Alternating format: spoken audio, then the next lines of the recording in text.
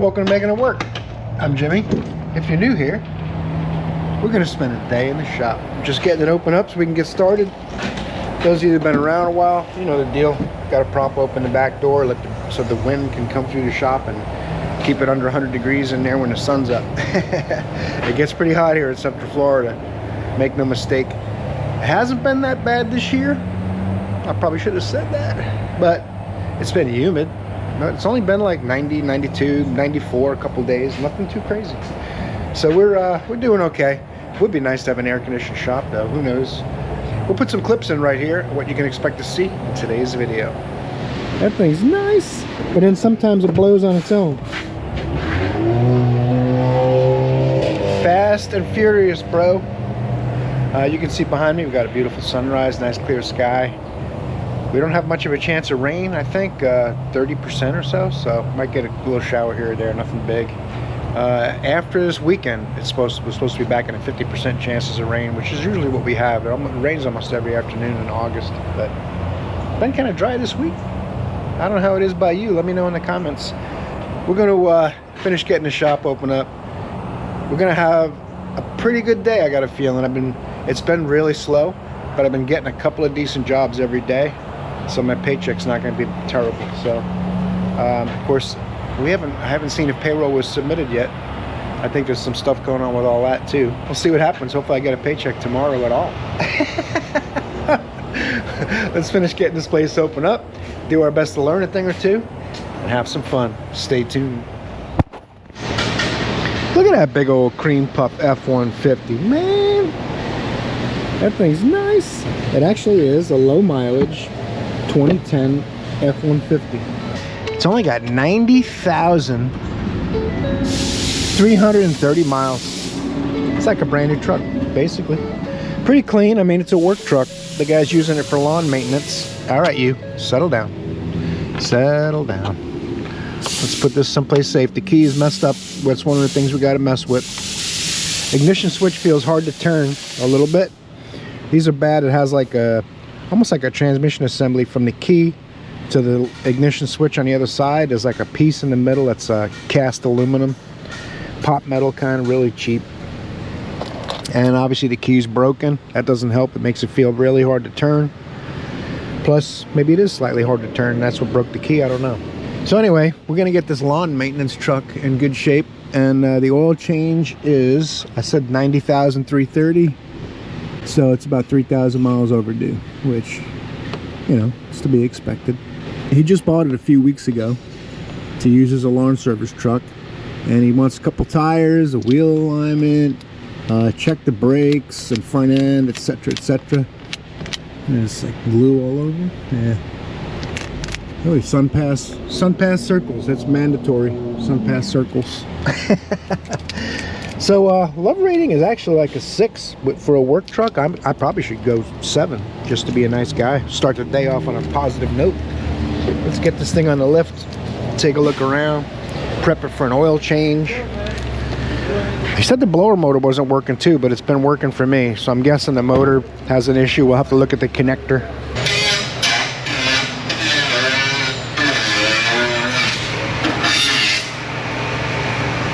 I caught my shirt sleeve on the broken bug deflector, so I went ahead and took that corner off of there so no one else gets hurt. I can take it up top. Look at that trusty 4.6 liter Ford. That's nice. Takes the 520. Motorcraft oil is recommended by Ford, of course, because Ford makes more money that way. I don't know who makes it for Ford. They don't make their own oil. They just bottle it for Ford in their containers. I wouldn't be surprised if this is overdue for a tune-em up. We're gonna have us a good look around, make a little list. It's Rob and Katie's neighbor, and Rob does a lot of side work, but he's busy and he's tired and he's got a lot going on. So I'll do it. Well, we got 2 tires for it right there because it is here, so it's definitely needing some tires. And I think I found his brake pulsation. All of a sudden it frees up and then stop. Hard to turn, freeze up, So no need to even measure that one. That's pretty bad. This even looks like it might be getting hot. Uh-oh. I'm gonna take all the wheels off and get a good look at them. The back tires aren't as bad as the fronts, but they're not too far behind. There's our inspection bar. So, and they got some dry rot. And to me, if you're gonna be pulling a trailer, I would put 4 tires on it, but we'll go over all that and we'll see what happens with all that stuff. We've got to try to get the blower motor to not work, take a closer look at these brakes, then I think we'll do the oil change after that. Can't find the wheel locks, so we're gonna force them to come off. I hope.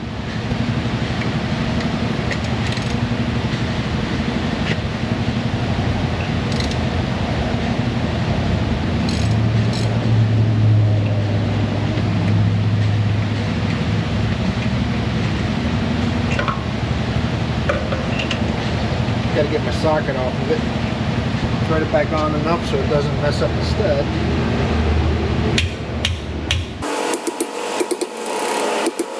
As long as you get a good bite on there, they come right off. To make a $40 set of removal sockets. Definitely a nice lip on there. The pads aren't too bad, but the pulsation sure is. In the back, you can see the orange discoloration. And the pads, there's like this crystalline look here on here. It means it got pretty hot. It could just be from towing, pulling a lot of weight with a half-ton truck. They're not really made for, I mean, they might rate them at 12 or 13,000 pounds, but 5 or 6,000 pounds is about all I would do with a half-ton. That's all I would do with my truck, unless you're only going a mile or two. You're gonna go, you're gonna do it all the time, like for a work vehicle every day. I'd cut the tow rating in half. That's just me, but that can cause that. Because when there's a lot of tongue weight, the brake bias favors the back because the back brakes won't try to lock up at all, so it's going to work them a little hard. And they got little tiny pads in the back. Let's get them tires mounted. He's working on the brake estimate. Parts have to come anyway. Something doesn't feel right. That soap is not very soapy. I have to add some water. Look at all evaporated. They usually pour a little water in there to soften up the tire soap. It makes a mess, but it sure works better. I'm going to try it with the dry soap, just because these are big truck tires, it shouldn't be a problem. Low profile tires, you definitely need more slippery.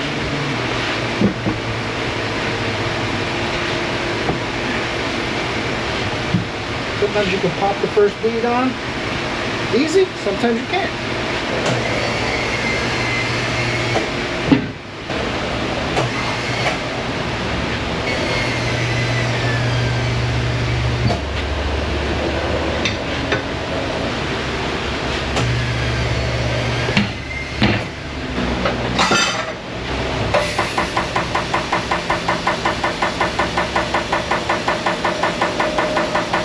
Sometimes you got to pull them up to get the air to seat and push the beads out.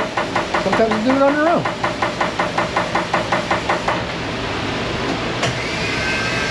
Since that's where it hasn't popped up, I want it away from me. I do have my valve core and my valve core tool, but I'm going to get the air pressure closed first, because it goes in way faster without the core. Also, I never rest my hands on the sidewall until after the beads pop, just in case.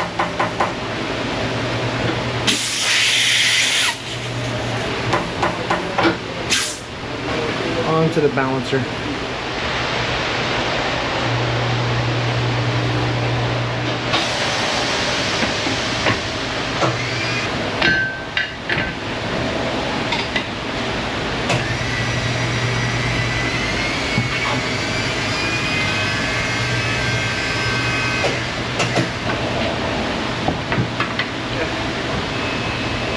These tires are pretty big.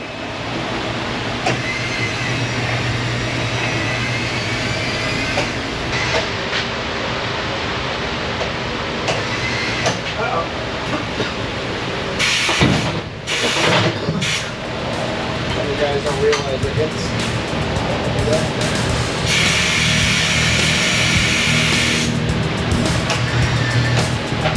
Come on, man. Kill me, bro.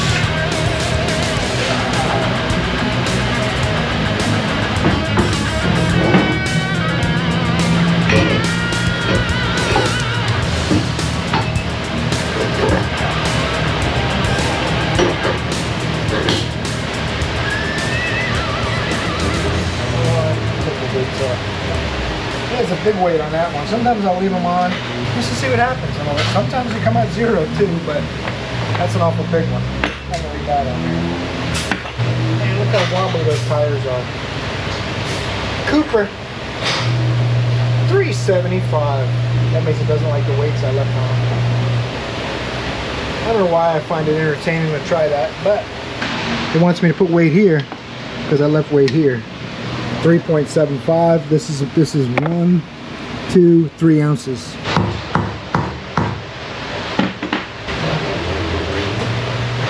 Sold the highest bidder.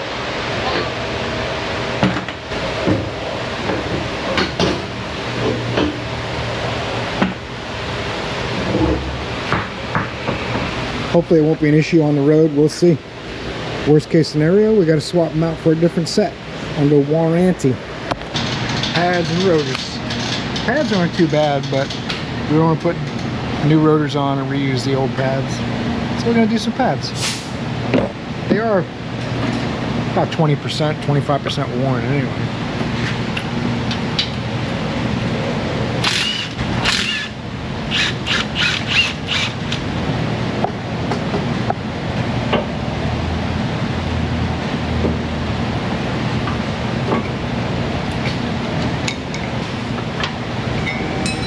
Gravity check.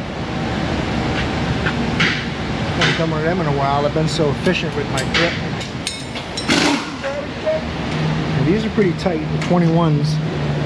We'll see what happens. I'll try to do it with a, my swivel probably isn't going to get it done. We use a stubby snap-on socket. Only the best. My longtime viewers know I'm a snap-on fanboy. Not even shy about it, but can't get on these bolts here. It seems like there it is.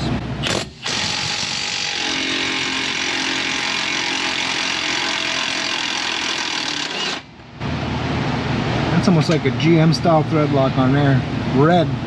Yikes. The bolt's actually hot. I'm gonna have to do something with this wrench.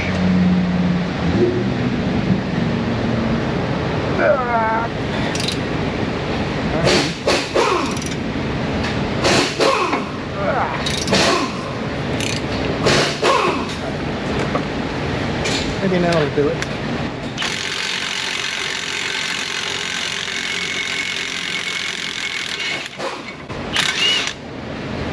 Be gone, demon. It's bigger than they usually are. I think it's a 10 because they're usually 8 by 125. So this must be a 10 by 125.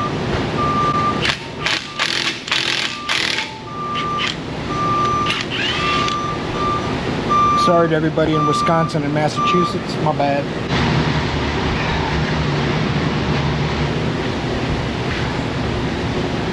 That's not too bad.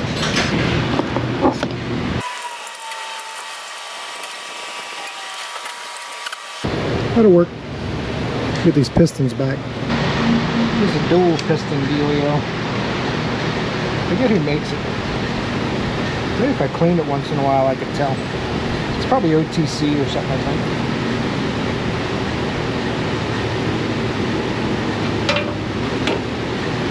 Dual piston calipers on these Fords are always a little snug. You just got to get it back another 1/8 inch or so.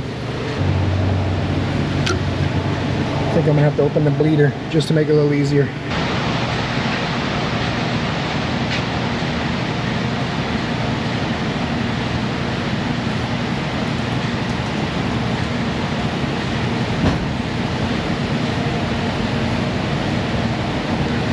If you do that, don't let off on your pumper tool with that open, because when the pistons relax, it'll pull air in.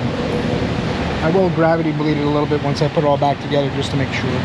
These don't have an up or down, only inside and outside.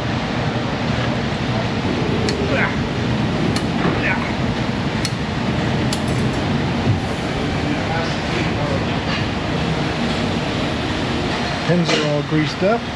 Just got to get that rotor on there.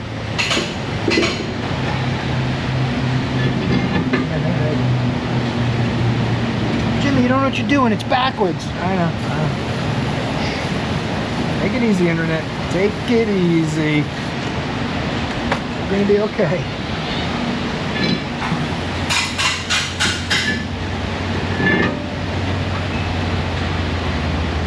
Put one of my nuts on there.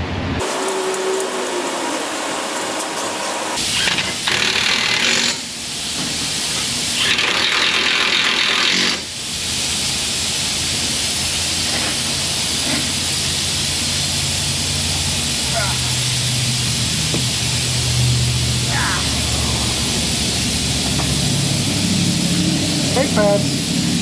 This has a hump on the inner pad that fits into the slots in the caliper. If you put it on the outside, you won't be able to get the caliper on. Ask me how I know. Don't worry, that'll clean right off.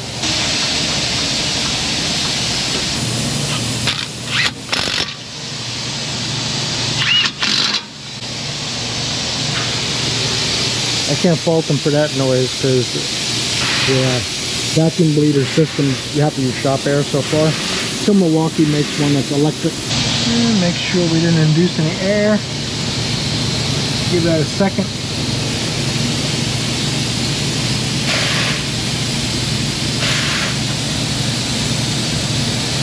Putting that wrench in the bottom of the bleeder forces any air to come out the top so I can see it better, that's all.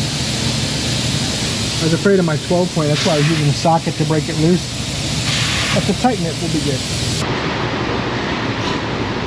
Now it's even all the way around. That's progress. These rear discos, they're pretty easy because you don't have to take the bracket off. The bracket's part of this housing here. But you got to take this little vibration dampener off, 10 millimeter right here. Usually come off pretty easy. That's a regular 10. You don't have to use a wrench. You can use a socket. This hardware comes off. We got new hardware. And then once the calipers, the two 10s are off, this spring kind of keeps everything in place on the outside. The rotor slides right off. Fords are some of the easiest rear brakes.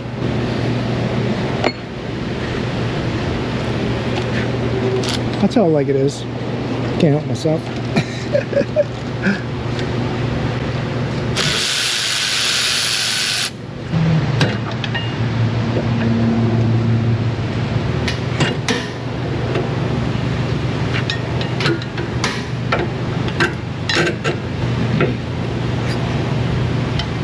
Another thing you got to pay attention to is these outer shoes.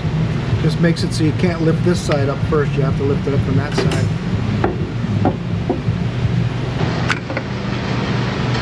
The outer pad, you got to get these pins to clear the holes. And the inner, cool clip.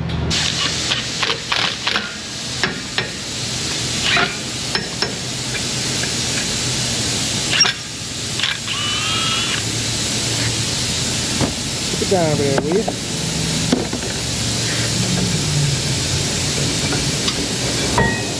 There's a heck of a lip on these rotors.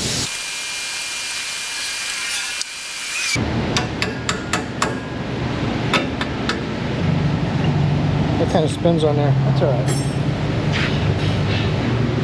There is a right and a left on these. The spring retainer always goes to the top. And you got to kind of love these into place.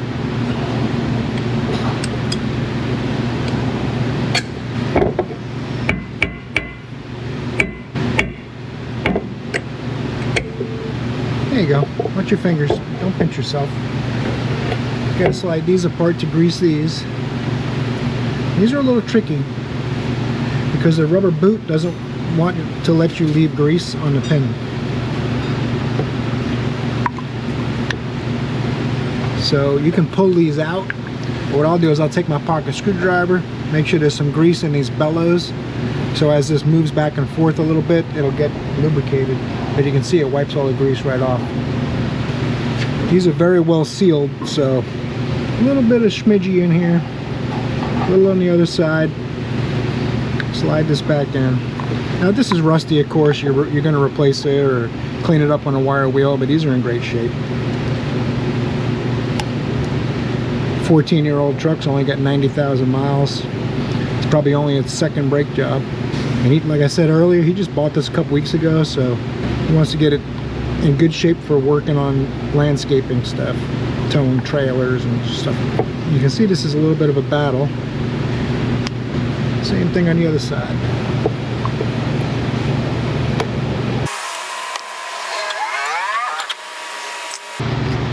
This doesn't clear the leaf spring, so that's cool.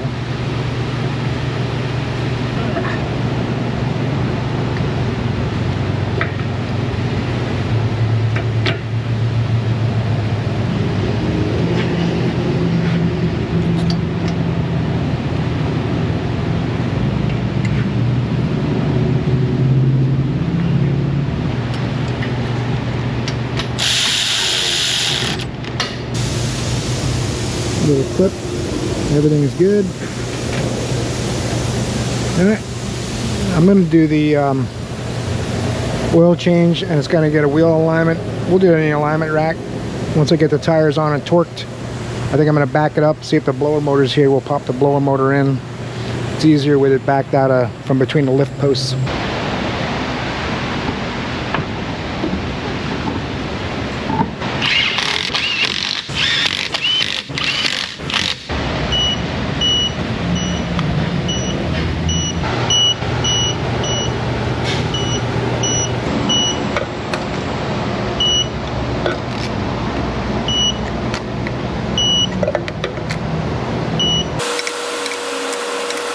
Should be all I need. My drain plug is either a 13 or a 15 on most of these Fords. My oil filter wrench, specifically for the F150 2010 2011 vintage. My tie rod adjuster and my tie rod jam nut looseners. It's either a 22 or 15 16s, I think, on these. I got the heads on there already. Let's go over there and get this thing lined up. The tie wear it had was either an indication of toe in or carrying a lot of weight on the back. So we'll find out if the alignment's out without weight on the back, and we'll know.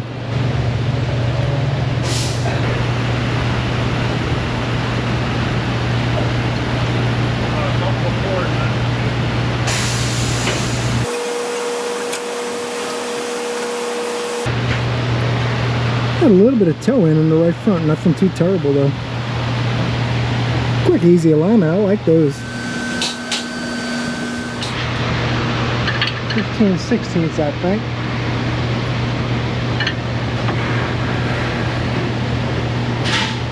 Yeah. Now we got too much toe in, so we want to go out.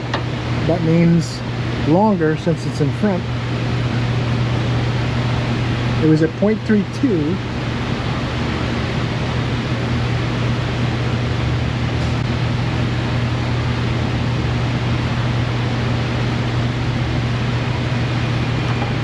I'm going to call that perfect.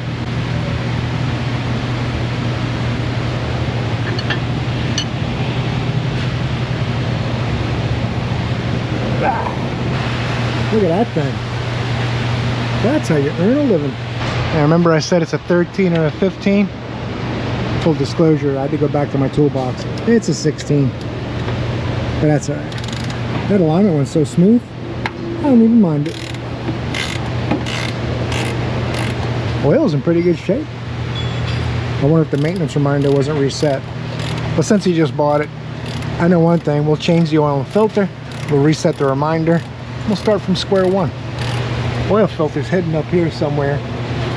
There it is. We got a new gasket. Not playing any games on this one.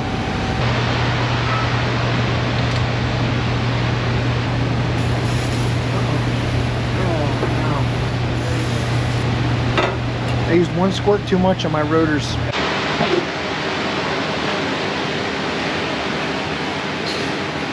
How do I get my special oil filter tool up there? I can't see it up there, it's too far up. My goodness gracious. Never worked so hard for an oil filter before. I could just go get my strap wrench, I just don't feel like it. Really? It's also very tight. I'm going to get the strap wrench. Whether I feel like it or not doesn't matter apparently. Full disclosure, I lowered the lift about 4 inches so I could reach. I either had to grow to 6'1" or lower the lift. And this thing is tight. Got a Valvoline filter on it from a coupon store. That's the sign of a business that's about to close when they start sending out coupons. Once you chase off all your customers, you got to get new ones with coupons, because your good customers who you have a relationship with don't go to places based on where they got a coupon from. They go to the shop they know and trust. one they got me is way bigger. Bigger's gotta be better, right? I hope it is in this case. This is the one I usually see on these. Not as hard as I'm making it look. It's all for the drama. Got to get the likes and subscribes.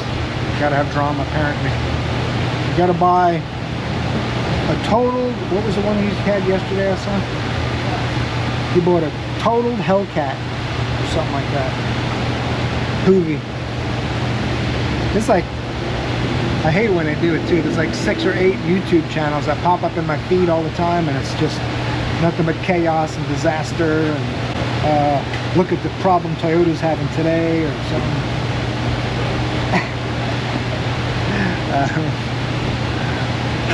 When you're on the top of the mountain, everybody wants to knock you off. No one's going after Volkswagen, let's just put it that way.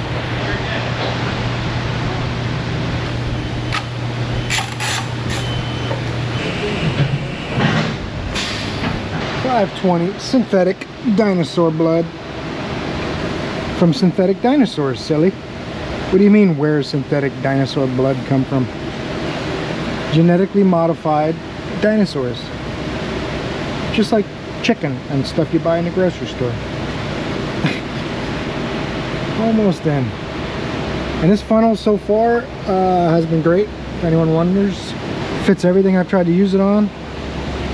I can imagine the only car it wouldn't fit is if this oil fill is really like tucked under the wiper cowl or something like that.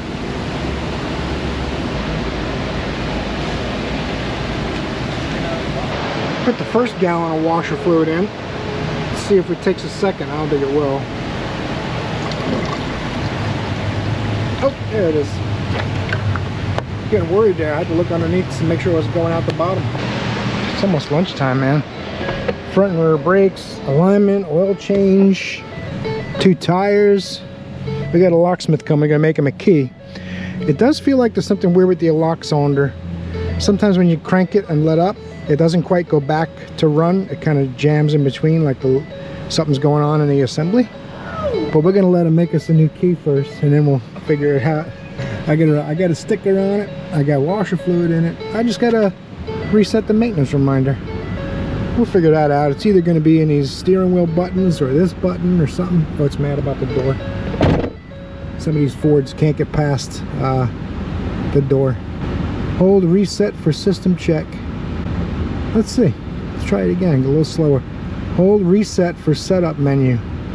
Oil life. Hold reset equals new. Boom. That was easy. Uh-oh. Why is it doing that? I wanted 100%. I'm gonna wait. It's got to go back. I guess I held it too long, so it went from 90 to 100.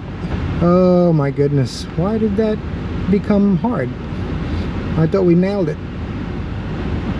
10, 0. Oh, let off. There you go, perfect. If you time it wrong, it's not at 100%. All right, that's done. The blower motor's not here yet, so once that gets here, we're gonna pop that in real quick. The blower seems to be working now, but Rob said his neighbor wants a blower motor, his neighbor gets a blower motor. I'm gonna put it in a nice safe spot. I'll leave a little crack in the window, but in case it rains, I don't want it all the way down. It looks a little sketchy out there right now. We'll see what happens. The locksmith's gonna come too, so whoever gets here first, blower motor or locksmith, wins. Chrysler Sebring, aka 200. Customer wants a serpentine belt. At first they want to know what's going on with their horn. I said it doesn't work, but then sometimes it blows on its own, so no one knows why. Oh, it doesn't work. They were right, which I thought they were. 102,338 miles. My goodness, that's twice the life expectancy of your average Chrysler Sebring. Interesting. I walked over to get my scanner and the horn blew a couple times. So I'm thinking something along with the IPDM, maybe the horn pad, I don't know. I brought the scanner so I can hook it up and see if the scanner will beep the horn, and you can even go like this, use the remote and go panic. The lights are on, the blinkers are on, everything's happening, but the horn is not blowing. It should be going beep, beep, beep, beep. So the horn is not working. Let's get that AC back on. It's muggy. It's drizzling outside. I don't know if you can see that. Drizzling out there. Let's hook this up and see if it's acknowledging the horn pad working. If it is, then we're going under the hood towards the relay center. I'm going to give this car a love rating of 6. Pretty clean. I'm leaning towards something out under the hood in the relay center, because usually if the horn pad or the clock spring's bad, when you push that key fob panic button, or even just to lock and unlock if the horn's set to engage with it, you'll get a horn beep. We're just going to look real quick. 2012 200 LX 2.4 liter 4-cylinder power plant. I don't care about doing a full scan. I care about finding out why the horn doesn't work. Steering angle, hands-free, driver's door module, radio amplifier, passenger door, top control, wireless control module, restraint. It's going to be in the body control module probably. The TIPM, totally integrated power module, is also the body control module most of the time. Actuation test. Let's see if it has horn here somewhere. Horn. Select a way to start the actuator. Toggle. Well, it thinks the horn's on, but the horn is not on. That's what I kind of figured. Now we can go into data. Go back to the future. Read data stream. Conveniently, horn under H. We'll push the horn pad on. Horn pad off. Horn pad on. As I was kind of afraid of, I'm going to have to go under the hood. I'm going to shut the car off, because the AC doesn't do me good under the hood. Oh, I forgot to crack a window. The locksmith was just here. We don't want to call him back for keys locked in the car. Alright. Well, this has 2 separate horn drivers. Horn driver and horn driver 2. Hot at all times into the TIPM, which is this. And it has data inputs. It has a module in here. And the module takes data from the horn pad, and it says, oh, we want the horn. It blows the horn. I think the cluster's involved too, so I might have to take a look in the instrument cluster, see if anything weird's going on with that. But if I can't find something weird in the cluster, it's probably going to end up being this TIPM. Let me see. Sometimes you can push on them and make the horn blow and stuff.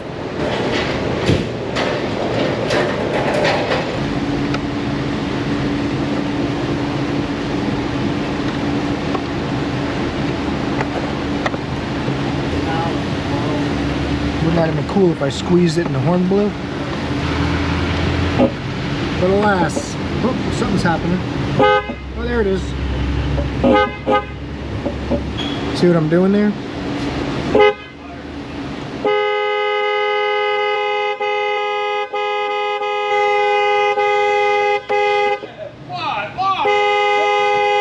Fixed it. Chrysler. Well, can't say we didn't try. I was going to try to pull a couple fuses out, but there are no horn fuses by themselves. I know. Don't be sad. Don't be sad. It's all over now. The way Chrysler does it, they didn't feel like you need standalone horn fuses. So the only fuse that you might be able to power them down, powers down like the ECM and other things. So you basically have to take the bumper off to get to the horns to unplug them. So they're going to check on the TIPM, see how much it costs, see what the customer wants to do. She asked about a serpentine belt. I mean, the belt doesn't really look so terrible to me. Getting the horns to stop beeping while you're going down the road for no reason. The horns just blow. And then when you want them to blow, they don't. You know, that's way more important than the belt. So we'll see what happens with this car. It's just me, or them screws look like they've been messed with. I'm going to make a video. I'm going to take this compressor apart that was bad in the Cadillac. We're going to look inside it in a separate video, but haven't got to it yet, but we'll do it. Blower's here. That's what I was trying to get at. I saw a squirrel. This is where the mechanical contortion capabilities, kind of like a circus performer. This is where you figure out what you're made of, and you get some screws and stuff, and it comes right out. I think it's like 7 or 8 millimeter. We'll get both just in case. You know, we like to reduce the trips back to the toolbox. There's 3 screws, I think. I'm not sure. I'm gonna take them out one at a time, and then we'll find out. 8mm. I try to do the last turn by hand so they don't fall, because then you end up taking the kick panel out to find the screw you drop. FYI, electrical connector looks good. I don't see any burn marks on it. Uh-oh. A couple guys were saying to shorten the agony down in my videos, so I might try to do that. I always felt like showing when something's a real pain in the patootie. Other mechanics and do-it-yourselfers wouldn't feel like it was only hard for them, you know. If something's hard to do, it's hard to do, no matter who's doing it. You guys let me know what you think, because I'll do a couple videos. They'll end up being shorter. I cut out some of the trials and tribulation and just tell you about it, rather than making you endure it too. Yeah, that's not gonna fit. It's a perfect example. When we come back, I'll have that last screw added in, and we'll see what you think about that.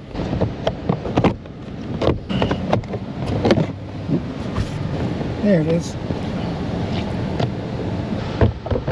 Now, the way I do these is get the 2 easy screws tight, and that one in the back will do last, while the blower's not having to be held up by rolling my arm with my triple jointed elbows. That's it. It's easy, see? Edited down so it's only 30 seconds. Fast and Furious Mazda RX-7. Looks just like a Fast and Furious car too. Got the big wing, bright yellow. Alright. Button up my tools, make sure this blower fan works. Not necessarily in that order. I just put this fender cover down to protect me. I'm gonna put this in a scrap bin. That's a strike. That blower is working so good. Woo-wee, I'm telling you what. I mean, it really is blowing much harder than it was before at the same blower speed. I haven't touched the blower speed, so. All right, I'm taking this for a short drive. Got a new key in it, the locksmith came. Everything's good on this truck, it's like brand new now. And Katie and Rob are driving it home because it's their neighbor's truck. That's why I didn't really check anything on this, if anyone's wondering. Rob basically told me all the stuff he was gonna do for side work, but he's so busy, and you know, sometimes you just need a break and you're tired, you get home at the end of the day, so you don't want to do any side work. I stopped doing side work years ago. I started telling people 50% of the shop's labor rate is what I do for charge for side work. And a lot of friends and family don't want me to do it for half. They'd rather pay a stranger full price. Frees up my time so I can edit videos for you guys. Pretty amazing seeing the bumper-to-bumper cars and the stop-and-go traffic, and the new condo construction apartments behind the traffic on the other side of the road. Not really funny. Well, I'll tell you this, we're closing up, so hope you enjoyed today's video. It's been my pleasure. Got a lot done today, not a bad day really. We started off with one big giant job in that F150. Did a couple of little checks. The lady with the IPDM and that Chrysler 200, she's bringing it back tomorrow. We're gonna try putting a used one in it. Of course, she was driving home and said, other things are happening now that it didn't do before. What did you do? Well, we didn't do anything. We just took the tip out and wiggled it and put it back in. So maybe something, that circuit board's cracked. But in any event, we'll be messing with it again tomorrow, I'm pretty sure. We'll see. Make sure you tune in for that. Torque the like button before you head out. Subscribe if you haven't yet. And don't forget, I add new items to the Amazon store. I add new items to the Amazon store.